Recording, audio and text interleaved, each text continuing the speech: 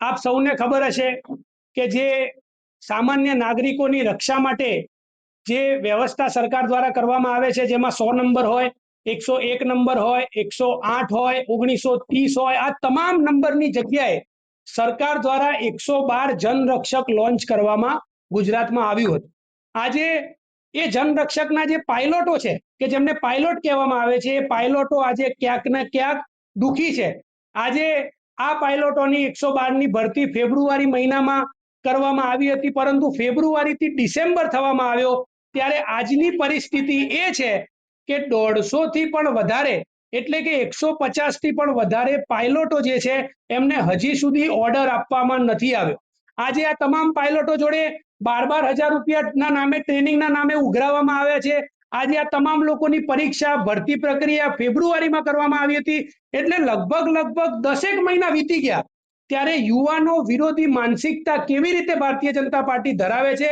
આજે મોટી મોટી રોજગારીની વાતો કરવામાં આવે છે, પરંતુ ફેબ્રુઆરીથી લઈને ડિસેમ્બર થવામાં આવ્યો ત્યાં સુધી હજી એ લોકોને ઓર્ડર આપવામાં નથી આવ્યો. એ લોકો વારંવાર કંપનીએ જાય છે, ત્યાં રજૂઆત કરે છે, HR માંથી એમને યોગ્ય જવાબ આપવામાં નથી આવતો. એટલે કે હજી પણ 150 જેટલા પાયલોટો જે છે એમને 10 મહિના વીત્યા છતાં એ લોકોને ઓર્ડર આપવામાં નથી આવ્યો.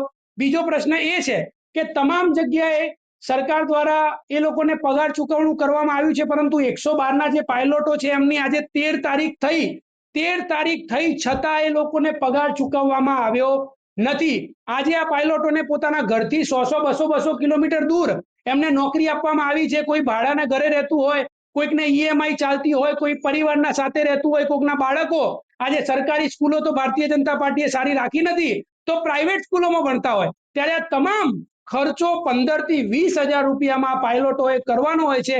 એમાં પણ 13 મહિના 13 તારીખ થઈ તેમ છતાં 13 તારીખ સુધી આજે એ લોકોને પગાર ચૂકવવામાં આવ્યું નથી. સાથે સાથે જે ફેબ્રુઆરીમાં આ લોકોને ઓર્ડર આપવાની વાત કરી હતી ત્યારે એમનું કંઈક ના કંઈક એક કે બે બેંકમાં એ લોકોનું અકાઉન્ટ ખોલાવવામાં આવ્યું હતું, સેલરી અકાઉન્ટ. આજે સેલરી અકાઉન્ટ ફેબ્રુઆરીમાં ખોલાવવામાં આવ્યું, પરંતુ હજી સુધી તો એ લોકોને ઓર્ડર મળ્યા નથી. એટલે એ સેલરી અકાઉન્ટ એ ક્યાંક ને ક્યાંક સેવિંગ અકાઉન્ટમાં કન્વર્ટ થઈ ગયું અને મિનિમમ બેલેન્સના નામે એ લોકોના રૂપિયા કપાઈ રહ્યા છે. મતલબ કે આજે તમે એ લોકો જોડે 12,000 રૂપિયા ટ્રેનિંગના નામે લો છો, આજે તમે એમને ઓર્ડર નથી આપી રહ્યા, તમે એમને વારંવાર ધક્કો ખવડાવી રહ્યા છો, તમે યુવાનો વિરોધી માનસિકતા બતાવી રહ્યા છો.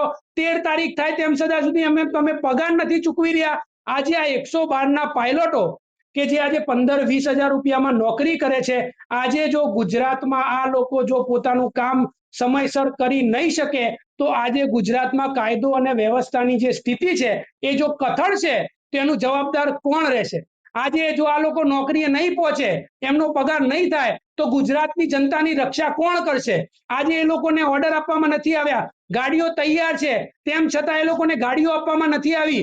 આજે પ્રદેશ અધ્યક્ષના નામે કરોડોનો ખર્ચો થાય છે, ભારતીય જનતા પાર્ટીના મંત્રીમંડળના નામે કરોડોનો ખર્ચો થાય છે, ભારતીય જનતા પાર્ટીના યુવા નેતાઓને સ્વામી વિવેકાનંદ યુવક સેવક બોર્ડના નામે 100 કરોડ રૂપિયાના પગાર ચૂકવાય છે. પરંતુ આજે જે લોકો તમને ટેક્સ આપે છે, જે ગુજરાતની જનતાની સેવા કરે છે, ગુજરાતની જનતા માટે સદંતર દિવસ રાત જોયા વગર કામ કરે છે, એવા 112 ના પાયલોટોને 13 તારીખ સુધી પગાર ચૂકવણું કરવામાં ના આવે, 150 લોકો જેટલા લોકોને આજે ઓર્ડર આપવામાં ના આવે, ત્યારે આજે આ ખૂબ જ ગંભીર બાબત છે. આજે આ પ્રેસ કોન્ફરન્સના માધ્યમથી ગૃહમંત્રીને કહેવા માંગીએ છીએ કે આ તમામ લોકોને તાત્કાલિક ધોરણે ઓર્ડર આપવામાં આવે. ખુદ આમ આદમી પાર્ટી દ્વારા 2 વાર ત્યાં જઈને રજૂઆત કરવામાં આવી છે, તેમ છતાંય લોકો સાંભળતા નથી.